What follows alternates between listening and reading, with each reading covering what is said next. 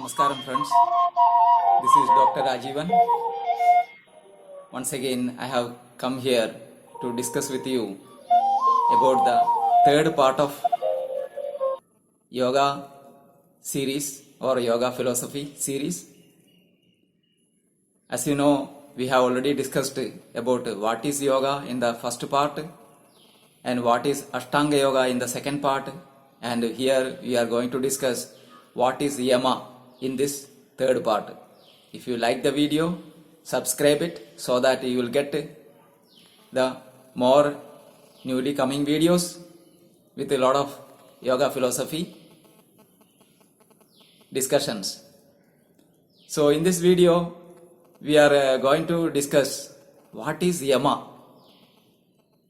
So as you know, Ashtanga yoga means union. Union means union between your individual self with the supreme self. So there are four parts of yoga: karma yoga, bhakti yoga, jnana yoga and Ashtanga yoga. So this Ashtanga yoga has 8 limbs or 8 steps. So the first one is yama, second one is niyama, third one is yogasana, fourth one is pranayama, fifth one is pratyahara, sixth one is dharana, seventh one is dhyana or meditation, and the eighth one is samadhi or blissful state. So these are 8 limbs of Ashtanga yoga. What is yama? So in this short video we will discuss what is yama. Niyama we will discuss in the next video. Yama means social disciplines. Certain social disciplines has to be practiced if you want to live a peaceful life in a society. So that means by practicing these social disciplines, you are actually ensuring that your life in a society will be peaceful. Your coexistence with the other human beings and other creatures will be fruitful, peaceful and very harmonious. This is what it means, yama or social disciplines. So in yama there are 5 principles. The first one is ahimsa or non-violence. The second one is satya or truthfulness. The third one is asteya or non-stealing or non-theft. Fourth one is brahmacharya or celibacy. And fifth one is aparigraha or non-possession. So let us see what are these 5 principles. The first one is ahimsa or non-violence. Ahimsa means you should not kill any human beings, you should not kill any animals, or you should not kill any other creatures. You should treat all human beings and all creatures as equal to you. As much as you have suffering, all other creatures also have suffering. So you should respect others' feelings and you should respect their emotions. So ahimsa means non-killing or non-hurting. Not only just killing, also non-hurting. So ahimsa has to be practiced in 3 levels. What are the 3 levels? Manasa, vacha, karmana. Manasa means, so in your mind or in your thoughts, you should not harm any creatures or any human beings. That is first one. Second is vaja. Vaja means with your words, you should not hurt any human beings or any animals. Vaja means by speech. Then third level is karmana, by action.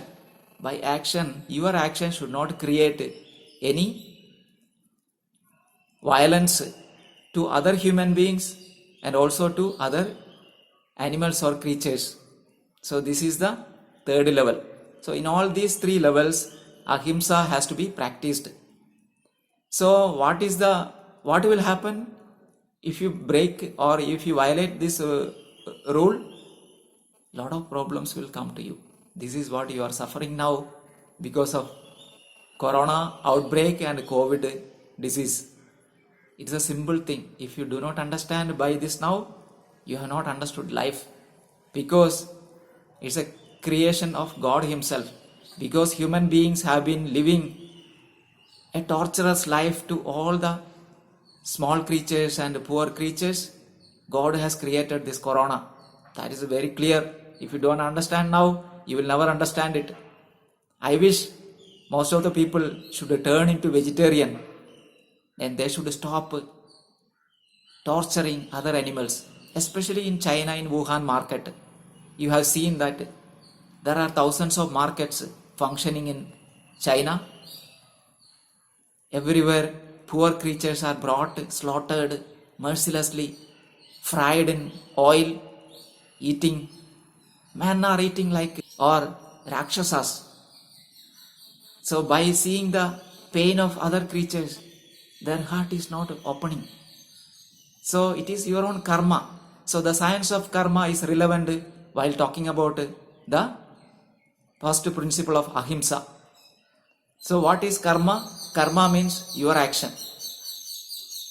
Shirdi Sai Baba says, your misery and your happiness is because of your own karma. So, if you have given pain to other creatures, there is a chance, there is a 100% chance that pain will come to you. It is like a boomerang as told by Vivekananda. If you send a boomerang, it will come to you with a double strength and it will hit you. Similarly, this boomerang of karma will come to you back. If you are given pain to any other creatures, it has to come to you. Otherwise, I will be disappointed. So, if you tortured any animals just because of for your tongue taste, I feel that it has to come to you. You should not suffer 1 or 2 months or 1 or 2 years. You should suffer for at least 10 years with this COVID. That's what I wish. Because of human beings, whoever tortured these all poor creatures, they are now suffering. Of course, the collective karma is affecting other creatures also. But at least even if I sacrifice my life, I will be happy that all others are turned because of this karmic disease called COVID. So COVID is a karmic disease. You have to suffer it because you have given torture to all the other creatures. So if you are given pain, that pain will come to you. If you are given happiness, happiness will come to you. This is what is known as the science of karma. So the science of karma will rule the world. There is no God sitting up there and punish you or reward you. There is only your own karma. Your own action is punishing you or rewarding you all the time. So why don't you change your life? Stop hurting other animals. Treat decently all creatures and all human beings so that your life will be happy, peaceful and blissful. So this is what the law of karma teaches. This is what by practicing ahimsa, you can make your life so beautiful, so peaceful and healthy. And only such a person who practices ahimsa in 100%, he can only achieve he can only reach the higher levels of yoga. So this is about ahimsa. Now the next one comes satya or truthfulness. So satya means truthfulness. So manasa vaja karmana, you should tell only truth. You should practice only truth. So manasa means, as I told, in your thoughts you should be thinking only truthful things. You should be vaja. Vaja means in your speech you should use only truthful words. You should speak only truth. And karmana, in your action you should be truthful. So manasa vaja karmana, you should practice truthfulness or satya. So if you practice satya, then there is a chance that whatever you perform will become very successful.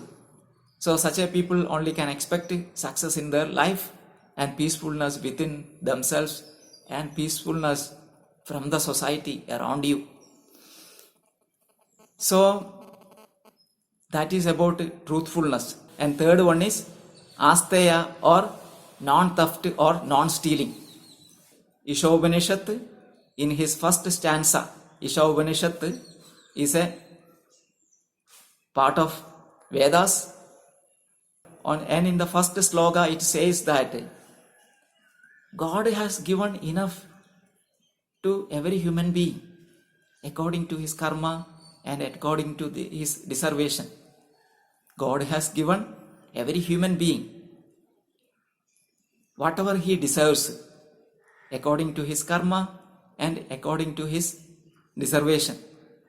So you should be happy with what you have. You should not look into others' plate and think that, oh, I don't have that, I don't have this. You should be happy what you have, and you should not be disappointed what you should not have. So you should not steal what you don't have, and you should not steal countries which are attacking another countries like China, and previously like countries like Iraq, and in ancient times, in historical times, countries like Britain, Dutch, Portuguese, Arabs who tortured India, who attacked India many times. They should have all taught in the ancient times only. That is why this culture, the culture of Hinduism, the culture of Hindu Dharma, Sanatana Dharma, has not told any of its people to attack another man and grab everything so that you can live a peaceful life. Never. Never it said like that. It only taught from the ancient times how to be happy with what you have. So asteya should be practiced. So asteya teaches you contentment. The fourth one, brahmacharya. Brahmacharya means celibacy. So the actual meaning of brahmacharya means, Brahma means the ultimate, charya means path. So one who travels in the path of ultimate or the path of spirituality is known as brahmachari. The one who travels in the path of spirituality or ultimate worship, he is known as brahmachari. So brahmacharya or celibacy is basically recommended for a male body. Brahmacharya can be practiced perfectly by males than female ones, because female body is in synchronization with the moon's monthly cycles. They have a lot of limitations of practicing brahmacharya, whereas the male body is in synchronization with the longer cycles of sun. So that is why brahmacharya can be possibly practiced perfectly by males than the females. So in that context, any brahmachari, any male brahmachari who can hold his semen, shukla, for a long period of time, for a period of 12 years, he will get extreme power of ojas. Actually, the ojas stays in the heart.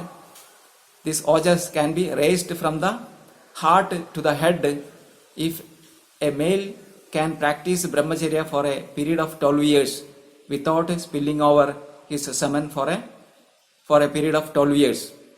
So in this context, the ojas will be risen to the head and stored in the brain, and such a man will have lot of vitality, energy. He will look very beautiful, very handsome, and very bright and intelligently cheerful. And also his kundalini will rise and he will have self-realization if he practice a period of 12 years. The last principle is known as aparigraha. Aparigraha means non-possession. One should not possess too many things, especially the belongings. Lot of people who are having lot of dresses, lot of chappals, lot of shoes, lot of personal belongings, are not really practicing yoga, are not really practicing the yama and niyama principles, because their only aim is to enjoy life in a superficial level, so their inner dimension will not be developed, or inner dimension will not be fulfilled by practicing all kind of unwanted habits. So aparigraha will teach you how to live limited arrangements, whatever you have. So it is a kind of limited arrangement of life. Little bit of 2 or 3 pairs of dress, one or two pairs of shoes and etc., and other small belongings, very limited belongings. So such a man will not go for shopping or anything. He will be happy with whatever he has. Maybe sometimes people are there who are living 1 or 2 dresses, and until and unless that dress is torn and worn out, they will not buy another one. It is not because of poverty, it is basically because of they are not interested in superficial matters. Their mind and soul is focused only on the practice of spirituality and yoga. So they will not be interested in physical body and other mental distractions. Non-possession means you should not possess any luxurious or any unwanted things, too many or too much. So such a man will live in a contented life.